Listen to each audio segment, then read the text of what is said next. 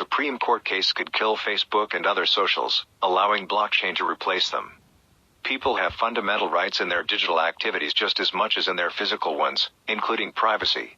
At the same time, the common good demands some mechanism to sort facts from misinformation, and honest people from scammers, in the public sphere. Today's internet meets neither of these needs. The failures of the internet largely stem from the inability of large tech monopolies, particularly Google and Facebook, to verify and protect our identities. Why don't they? The answer is that they have no incentive to do so. In fact, the status quo suits them, thanks to Section 230 of the Communications Decency Act, passed by the United States Congress in 1996. Related, nodes are going to dethrone tech giants, from Apple to Google. But things may be about to change. This term, the Supreme Court will hear Gonzalez v. Google, a case that has the potential to reshape or even eliminate Section 230. It is hard to envision a scenario where it wouldn't kill the social media platforms we use today. That would present a golden opportunity for blockchain technology to replace them. How did we get here? A key facilitator of the Internet's early development, Section 230 states that web platforms are not legally liable for content posted by their users. As a result, social media networks like Facebook and Twitter are free to publish, and profit from, anything their users post. The plaintiff in the case now before the court believes internet platforms bear responsibility for the death of his daughter, who was killed by Islamic State-affiliated attackers in a Paris restaurant in 2015. He believes algorithms developed by YouTube and its parent company Google recommended ISIS videos to users, thereby driving the terrorist organization's recruitment and ultimately facilitating the Paris attack. Section 230 gives YouTube a lot of cover. If defamatory, or in the above case, violent content is posted by a user, the platform can serve that content to many consumers before any action is taken. In the process of determining if the content violates the law or the platform's terms, a lot of damage can be done. But Section 230 shields the platform. Related, crypto is breaking the Google, Amazon, Apple monopoly on user data. Imagine a YouTube after Section 230 is struck down. Does it have to put the 500 hours of content that are uploaded every minute into a review queue before any other human is allowed to watch it? That wouldn't scale and would remove a lot of the attractive immediacy of the content on the site. Or would they just let the content get published as it is now but assume legal liability for every copyright infringement, incitement to violence or defamatory word uttered in one of its billions of videos? Once you pull the Section 230 thread, platforms like YouTube start to unravel quickly. Global implications for the future of social media.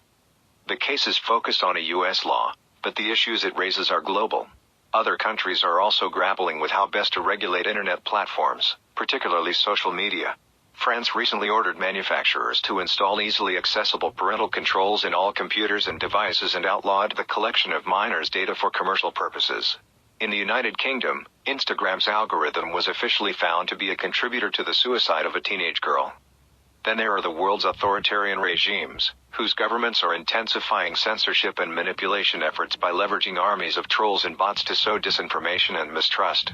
The lack of any workable form of ID verification for the vast majority of social media accounts makes this situation not just possible but inevitable. And the beneficiaries of an economy without Section 230 may not be whom you'd expect. Many more individuals will bring suits against the major tech platforms. In a world where social media could be held legally liable for content posted on their platforms, armies of editors and content moderators would need to be assembled to review every image or word posted on their sites.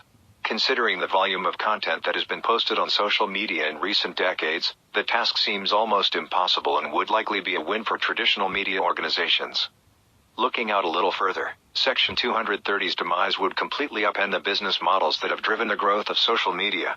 Platforms would suddenly be liable for an almost limitless supply of user-made content while ever stronger privacy laws squeeze their ability to collect massive amounts of user data.